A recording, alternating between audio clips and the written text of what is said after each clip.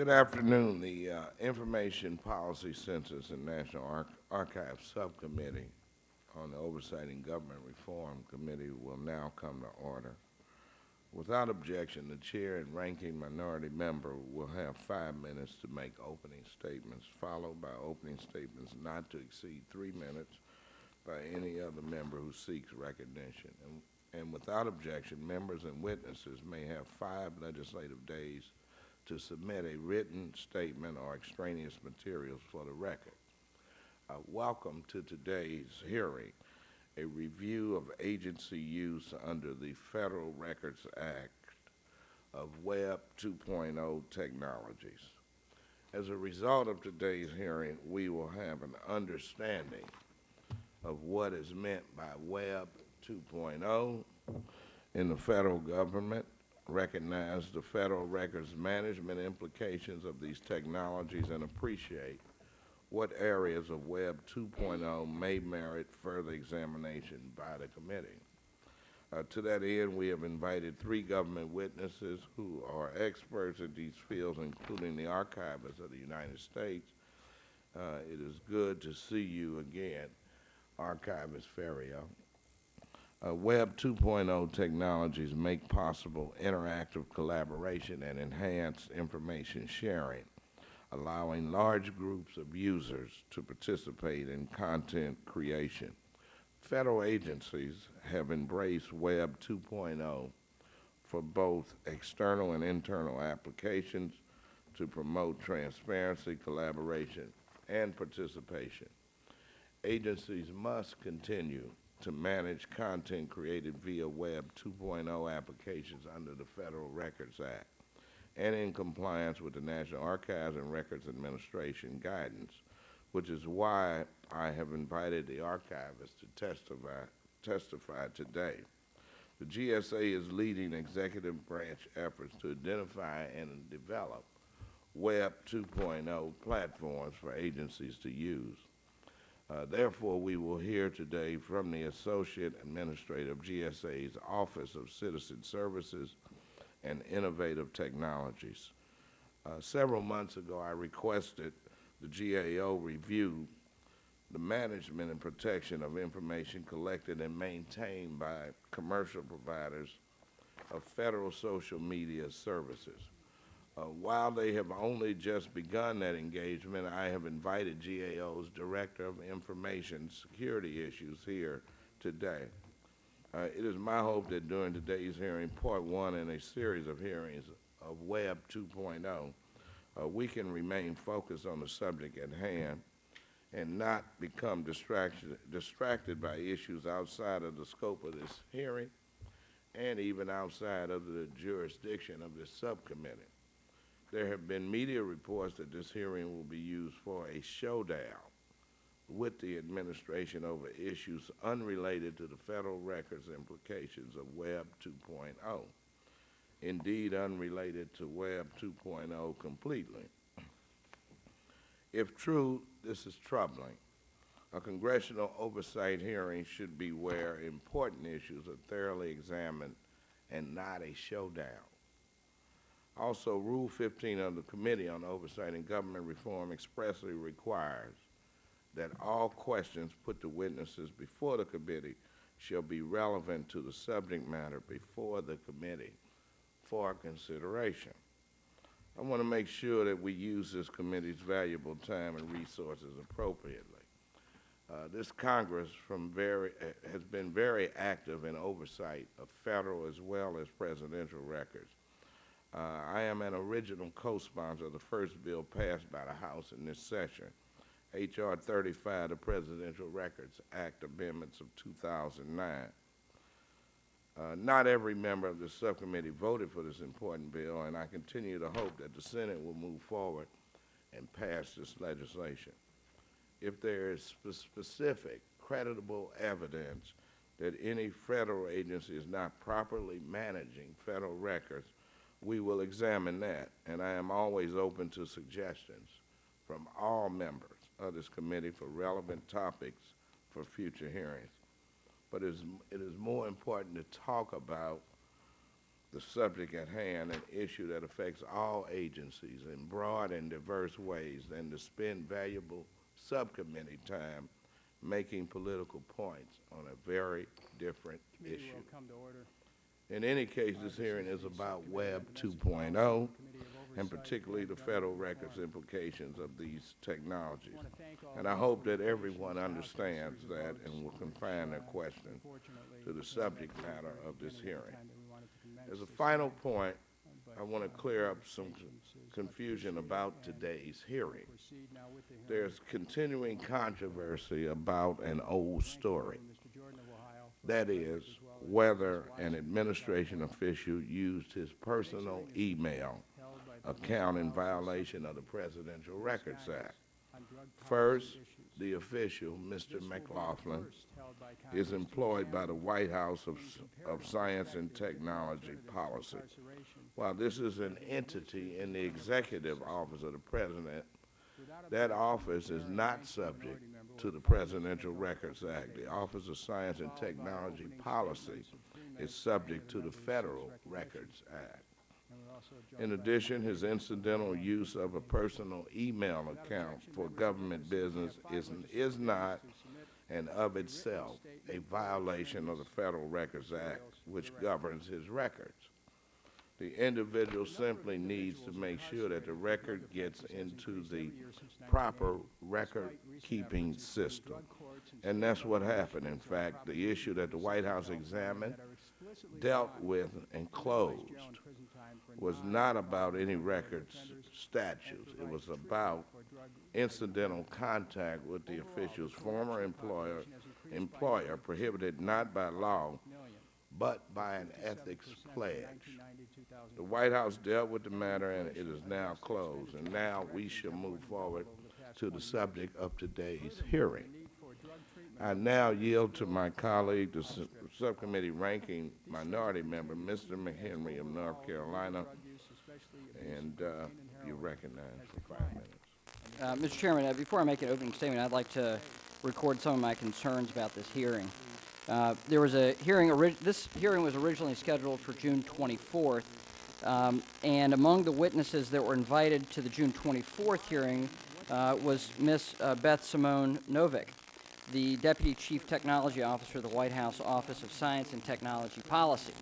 So the fact that the chairman is saying that it's not, that we don't have oversight over that, it's perplexing to me that he had this very witness on the previous hearing that was canceled. So in advance of the originally scheduled hearing, Ranking Member Issa spoke publicly of his intention to question Ms. Novick about the use of personal email to conduct official business in the Office of Science and Technology. Ms. Novick chairs an office with Andrew McLaughlin, a former Google lobbyist the chairman references in his opening statement, turned administration official who used his personal email account to communicate with more than 25 Google employees, including influential lobbyists and lawyers. Mr. McLaughlin also used his Gmail address, his webmail address, to communicate with senior members of the Obama administration. This use of personal email violates the President's ethics pledge and federal law. And I do think those two together, separately and together, are very important things. Federal ethics pledge from the President, as well as federal law.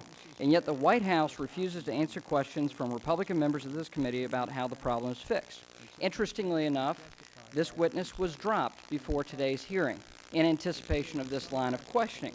Within days of Ranking Member Issa's public statements about his intentions to question Ms. Novick about this incident, the hearing was canceled. Today, we're holding this hearing without a White House witness. Without being able to ask questions to a White House witness, our members are being deprived of answers about a very disturbing trend in the administration. On top of Mr. McLaughlin's use of his personal email to circumvent the Presidential Records Act and even the Federal Records Act, the New York Times reported on June 24th that White House staffers regularly meet with lobbyists at a Caribou Coffee across the street from 1600 Pennsylvania Avenue. Because the discussions are not taking place at the White House, they're not subject to disclosure on the visitor's log that the White House releases as part of its pledge to be the most, quote, the most transparent presidential administration in history.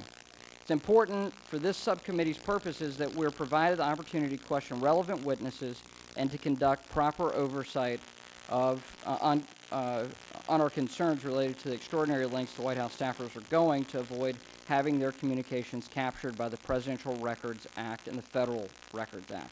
Not having a White House witness present to testify at this hearing undermines the purposes of this hearing and prevents us from doing our job of conducting oversight of this issue.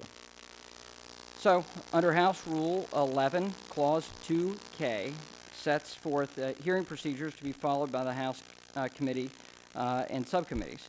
Clause 2KS of House Rule 11 states that, quote, the chair shall receive and the subcommittee shall dispose of requests to subpoena additional witnesses. Pursuant to that rule, Mr. Chairman, I move that the committee authorize and issue a subpoena to compel the testimony of Miss Beth Simone Novick or another White House official with the Office of Science and Technology Policy qualified to testify on her behalf.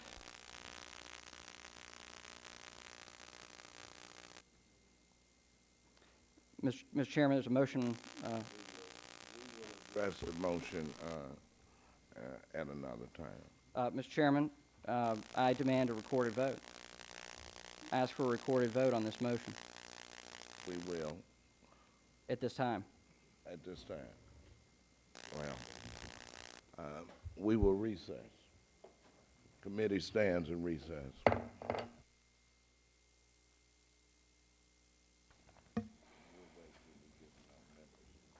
Okay, so we're happy to wait.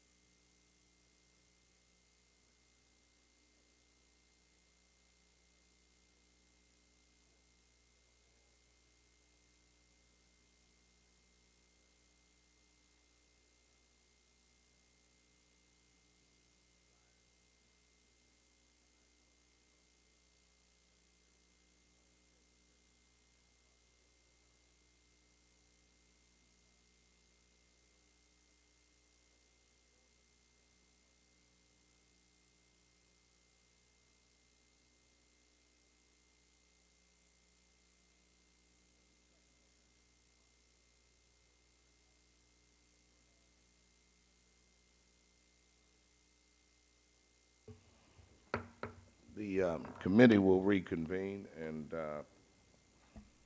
I'll let the ranking member restate the motion. Sure. Uh,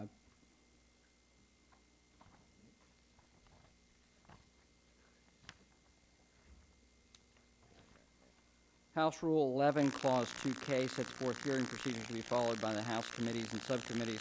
Clause 2K6 of House Rule 11 states that the chair shall receive and the committee shall dispose of requests by subpoena to subpoena additional witnesses. Pursuant to that rule, I move that the committee authorize and issue a subpoena to compel the testimony of Ms. Beth Simone Novick or another White House official with the Office of Science and Technology Policy qualified to testify on her behalf. The members of the committee have heard the motion, and to for And with that, I ask for a recorded vote. a recorded vote has been requested. Will the clerk call the roll? Mr. Clay? No. Mr. Clay votes no. Ms. Maloney? No. Ms. Maloney votes no. Mr. No, excuse me.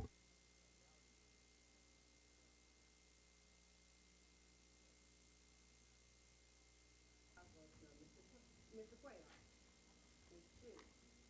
Mr. Kenny? Mr. McKinney? Yes. Mr. McKinney votes yes. Mr. Westmoreland? Yes. Mr. Westmoreland votes yes. Mr. Michael? Yes. Mr. Michael votes yes. Mr. Chapin? Yes. Mr. Chapin votes yes. Will report. Mr. Chairman, the noes are 5, the ayes are 4, the noes have it. Motion is defeated. Mr. Chairman, with that, because this is obviously a hearing that doesn't get to the essence of this question, and seeing as it's apparent that, you know, the majority in the Congress is very intent on protecting the White House from these questions, I move that we adjourn. The motion to adjourn is before the committee. The clerk will call the roll. Mr. Clay? No. Mr. Clay votes no. Ms. Maloney?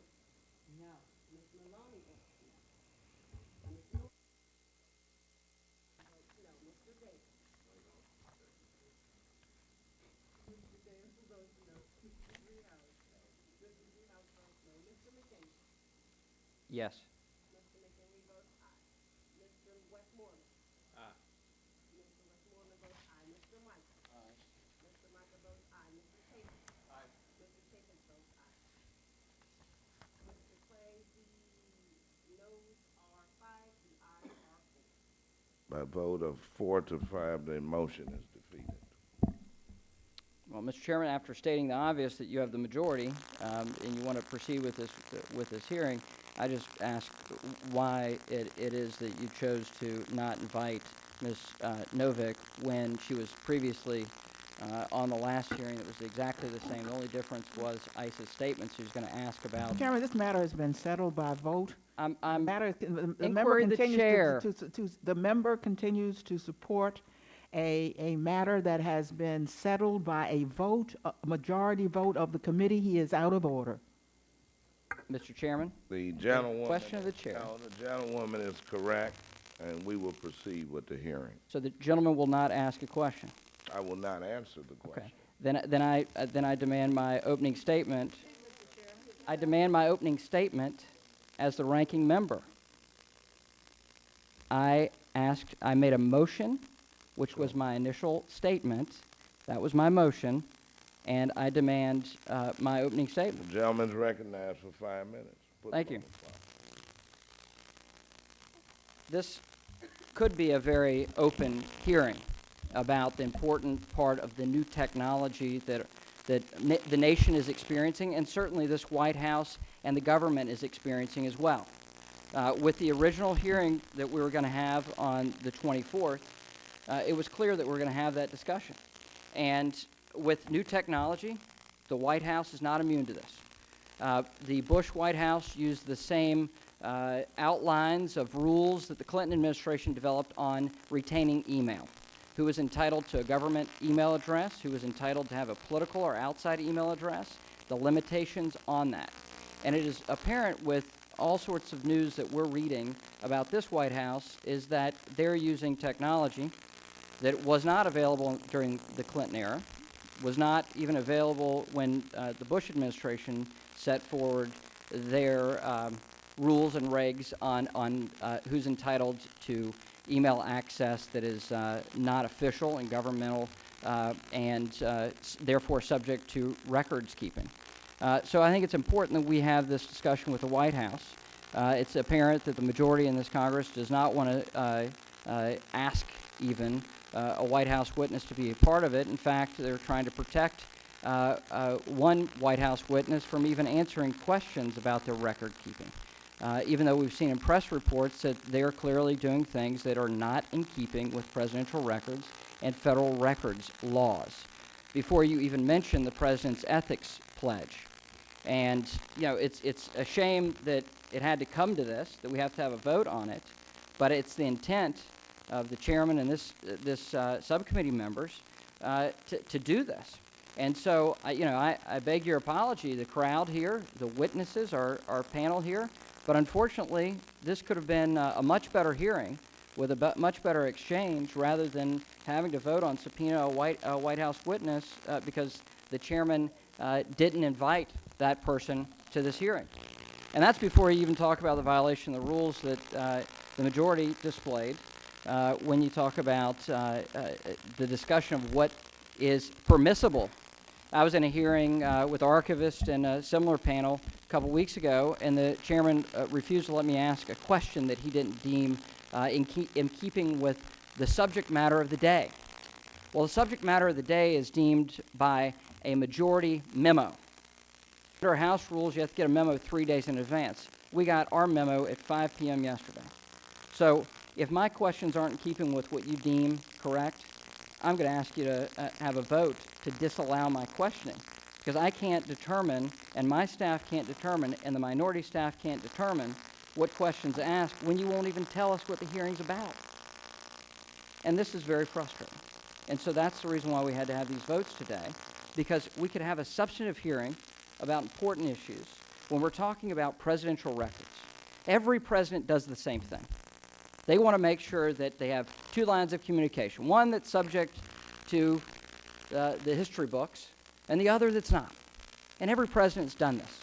Every president. It's not a Democrat thing. It's not a Republican thing. And we have to make sure that we use the power of oversight to make sure they adhere to those rules and regulations. And we have outside groups that are very interested in this as well. Some that are not traditionally conservative, some that are liberal, and some that are all across the board. So I think it's important that we have that oversight authority to make sure that we're getting an administration adhering to their ethics pledge and the laws of this land. Mr. Chaffetz, would you like the remainder of my time? And with that, I'd be happy to yield back the balance of my time. Gentleman yields back. Are there any other opening statements? If not, for the record, this is a hearing on the Federal Records Act and not the Presidential Records Act. And with that, if there are no additional statements, the subcommittee will now receive testimony from the witnesses before us today. I'd like to introduce our panel. Our first witness will be the Archivist of the United States, David Ferriero. Mr. Ferriero has led the National Archives since its confirmation last November.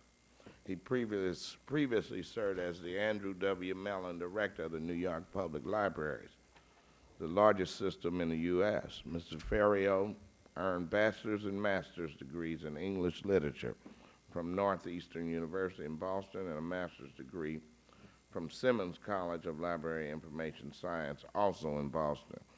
After the archivist, we will hear from Dr. David McClure, the Associate Administrator of the Office of Citizen Services and Innovative Technologies in the GSA. Dr. McClure received his bachelor's and master's degrees from the University of Texas and a doctorate in public policy from the University of North Texas.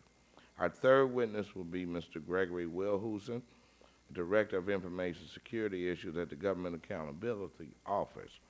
He is a certified public accountant, certified internal auditor, and certified information systems auditor. Mr. Wilhusen holds a BS degree from the University of Missouri and an MS degree from George Washington University. The final witness will be Mr. John Simpson. He is a stem cell project director for Consumer Watchdog, a nonprofit, nonpartisan organization that advocates for taxpayers and consumer interests. Mr. Simpson holds a bachelor's degree from the State University of New York in Binghamton and a master's degree from the University of Southern California. I thank all of our witnesses for appearing today and look forward to their testimony. It is the policy of this committee to swear in all witnesses. I'd like to ask you to stand and raise your right hand. Do you solemnly swear to tell the truth, the whole truth, and nothing but the truth? Thank you. You may be seated. Let the record reflect the witness's answer in the affirmative. We will begin under the 5-minute rule with Mr. Ferriero. Please, you may begin. Chairman Clay, Ranking Member McHenry, and members of the subcommittee, thanks for the opportunity to testify today. This hearing is exploring the use of Web 2.0 technologies by federal agencies. I'm here to state that the content created within these applications, in many cases, should be treated as official federal records. In my written testimony, I described the guidance NARA has issued and is continuing to issue to agencies about how to identify and manage content created using Web 2.0 technologies.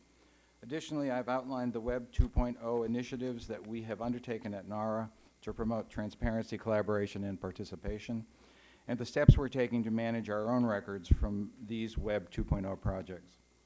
NARA has long recognized that content created by federal agencies and placed on their website